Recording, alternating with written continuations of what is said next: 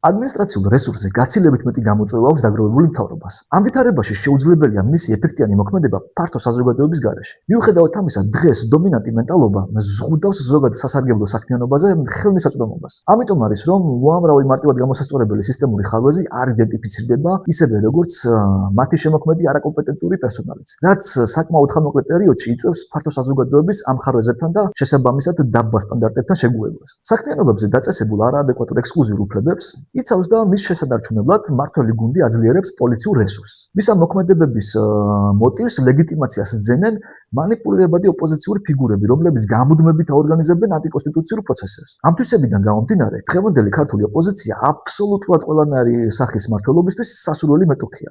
ამ შეწყობილი თამაშით ინარჩუნებენ მხარეები თავის სფეროში უკონკურენტო ლიდერად მოღვაწეობის ექსკლუზიურ უფლებებს.